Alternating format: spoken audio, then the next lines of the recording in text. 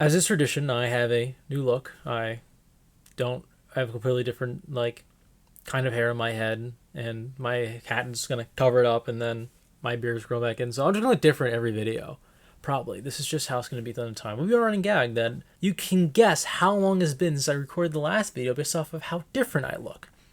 We're also running with a new camera system because my last camera broke. Camera is really weird in that it doesn't capture as many colors in my face.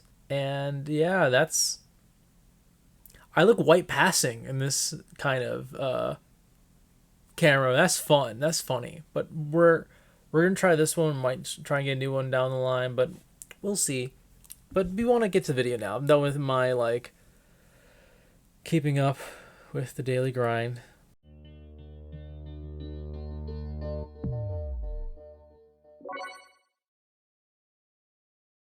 Villains are hard to write. Arguably the hardest character even, and a lot of stories need the villain to work more than they need like the hero to work, to be honest with you.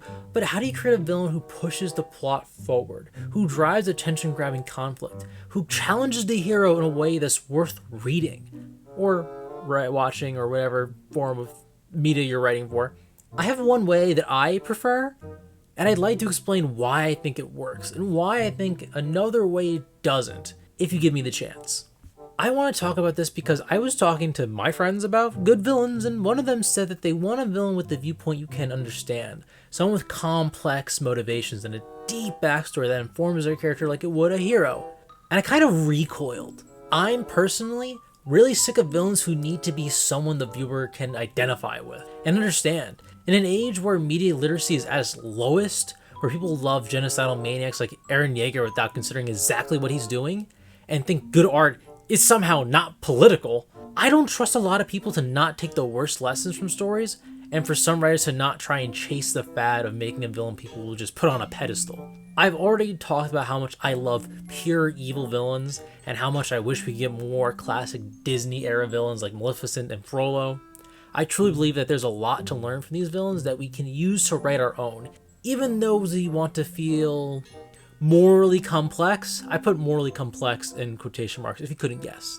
Now the question is where to start.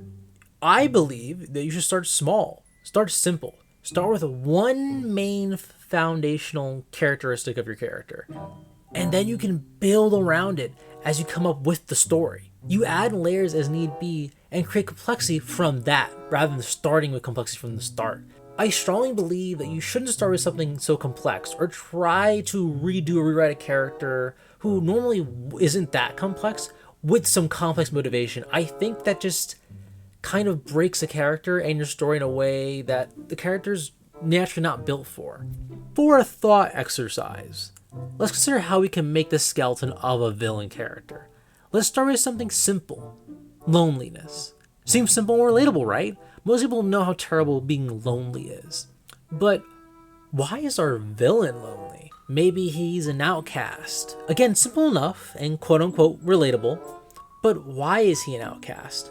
Maybe he's an outcast because he looks different from everyone else, at least around him. Maybe there'll be people he looks like later on in the story, but that's fluff. That's something that people have experienced or witnessed. It should be easy to understand and if need be, connect to. From there, we can assume that he will grow up alone, probably without any kind of support, or at least not support that's equal to what everyone else gets or what they should get. And he'll develop anger issues and intense feelings, probably jealousy. I mean, if you were always alone and you saw people who weren't, you probably feel jealous. That's like a natural thing for someone to become and for a reader to understand. These are just some very common, understandable feelings to cultivate in such an environment. But what would a lonely person want? A girlfriend. You know, that thing that we don't have. So, who does this angry, lonely, resentful guy like? Here's where we can get flavorful, where our character can stand out from all the rest and add all this color to his character. And we've gotten through most of his, basis with a very simple premise as the foundation. Now, we could pick something like another character, like a princess or the girl next door. But that would be more so fitting of a more low-to-the-ground story. And let's be honest, we come here to write and read fantasy. That's what we do here at this channel. Not that there's anything wrong with any other genre. They're all valid. I just don't read them or know much about them. For this example, let's go out there. Let's say he's in love with Death. And if he's in love with Death, how does he get Death's attention? What could Death possibly want so much that she would give him what he wants, the time of day? More Death. And he's lonely and resentful, so does he care about other people? Probably not. So, you know what he does? He kills people, but that's not enough. This is Death. You need to kill a lot of people to impress her. So what do? Obviously, you kill half the universe. And is Death impressed? Of course not. And does our villain let it go? No. He goes full-blown incel. That's how I imagine Jim Starlin came up with Thanos, as I'm sure many of you figured out who I was talking about. And from this example, we can learn from the greats. Comic book Thanos is an all-time classic villain. He has and will continue to stand the test of time across comic books. And you want to know something about him? Thanos from the comic books, he's not that complicated. He's not complex. He's an incel to his core, and it's not a complicated process to come up with him. It takes a lot of skill to make it work and write a story about him. Don't get me wrong. He is nothing if not creative, and Jim Starlin is one of the best writers in the comic industry. I'm just saying that the way one could come up with him is simpler than it sounds, but maybe not easy. Easy is not the right word to ever describe an aspect of writing. You can just make processes less complicated so your head hurts a little bit less while you're doing it. When it came down to making Thanos, it was a really inspired decision to make the woman he lusts after the personification of death, in my opinion. And honestly, if you think about it, Thanos has a lot in common with villains in rom-coms who are just, normal incels instead of space incels. When trying to build characters, especially villains, I believe you should start simple and add on to it. Do you know how many awesome villains you can come up with by just using loneliness as the starting point? Countless. You can get countless villains. There's no limit to how many characters you come up with. Are they all going to seem the same at some point? Probably, but that's fine. All right. But why should you do this? Why am I suggesting that starting simple is better than starting from someplace complicated and more complex? I'm not saying this because it'll always be easier. They'll probably be just as hard, just a different way, but I think it'll be simpler, but not easier. Nothing worth writing is easy, even if you're doing it optimally.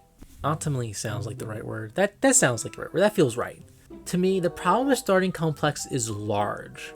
When you start complex, what you're doing is picking the motivation, the end goal, and the thing the heroes have to stop from the start before you actually have a foundation. And then you try to make a character not around that stuff, but within that stuff. And I think that's not only more difficult, but also just not a good way to come up with a character. You've basically started without a cause. Specifically, you started with the endpoint of the character's profile. You're working backwards by doing this, in my opinion. And I don't think you should do that when you could do something easier. You're working backwards when you do this, and I really don't think you should do this when you're making up characters. Maybe when you're making a plot, so you can start from the end, because that way you can build out all the conflict. But with a character, you need to know who they are at their core. And if you're starting from the end point, you're already seeing what they look after the story's over, basically. You're not seeing how or why they should change. You don't have the inciting issues that made the character who they are. You have the inciting issue of what made the plot happen. And those are two very different things. Again, this isn't to say that that way of writing can't work. There's really no way to say that any form of writing will never work. There's some ways of writing you say will work less and are very much more difficult to do, and you really probably shouldn't do them. I just want to reiterate that I think when you start complex, you set yourself up for an uphill battle, and you risk creating a villain who leaves a lot more plot holes than you may have anticipated. Okay, but let's try working backwards now, just to see how this kind of thought process works in practice. Let's start with a popular complex issue rather than a simple one-word trait. The death of half the universe. Yeah, we're still with this guy. That's conflict. Someone's trying to kill half the universe, but why? here's where you should immediately have a problem. You just hit a stopgap here. What logical reason could there be to kill half of all living things in the universe? You're not saving on resources, because ecosystems need every part of it to survive. Then you have to start guessing. I would love to know how the writers of Infinity War came up with the idea that this was some fix for overpopulation. I could never have come up with that idea in a million years. It's a great idea, and it sort of makes sense. Making Thanos worry about overpopulation and the consumption of resources kind of works, and it explains why he's killing people for it. But as I'm sure as many people have said before, there are a lot of holes in that idea. I mean, Thanos has basically been turned from being this emotional train wreck to an overly logical dictator who can't do basic math. You eliminate half of all life, and you don't save sentient life. That's not how that works. Because you have also eliminated half of their resources. You didn't remove the problem. You just made it so you can't see it. Doing it at a random, and like, dear God, Thanos' idea to just do it at random is actually just making it worse. Because it definitely doesn't work then. Because if doing it at random may mean that the people you left to rebuild are really far away from the resources that need that are also living things. And based off the movie's characterization of all his characters, who do you think should have been the first person to realize that problem? Thanos. Not only is he overly logical, but the story makes a point to say that he is always the most logical, to the point that he forgoes his emotions and his emotional needs to fulfill his deeply logical plan. And then the movie never explains how its smartest character misses this simple math mistake. Thanos' plan in Infinity War, much like your hands, doesn't hold water. A lot of people I know disagree, but this issue with Infinity War Thanos is why I like Endgame Thanos. In fact, I like him a lot. Thanos in Endgame sees the future.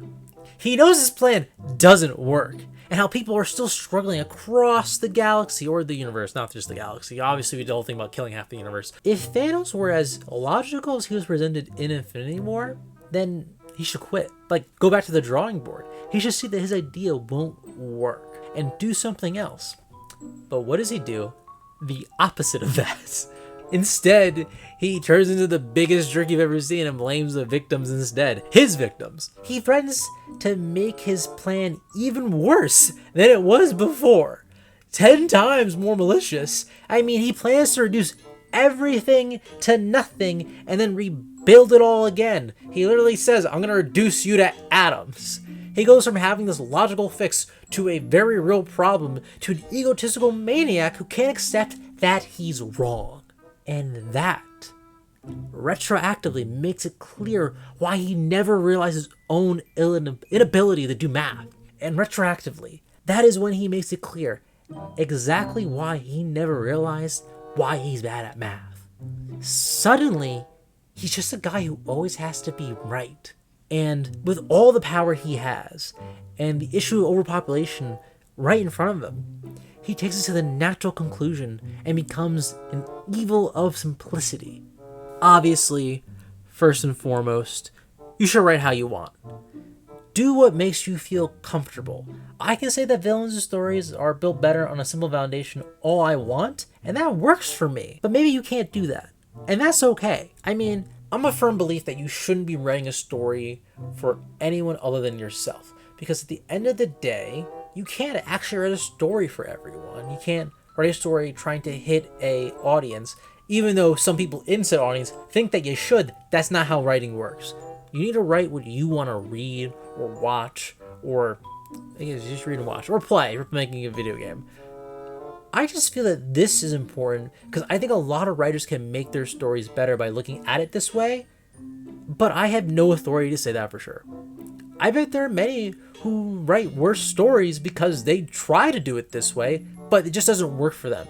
So I just suggest if you're about to start outlining your next story, start with the villain, start small, and work from there. Try out starting simple. Whether you're making a pure evil villain or even a complex villain, starting out simple I think works better, And maybe I'm wrong. Maybe it doesn't work for you, but maybe it does. See how it works. If it helps you outline the rest of your story, I think that's a win. Or, maybe it will suck. Just take a swing at it. I hope you enjoyed this video and my rant about writing villains and Thanos from the MCU. Please check out the blog, like and subscribe, and have a good night or good morning or afternoon. I don't follow you. I don't know where you are. I don't know what time you're watching this video at. I need a new bit to end my videos with.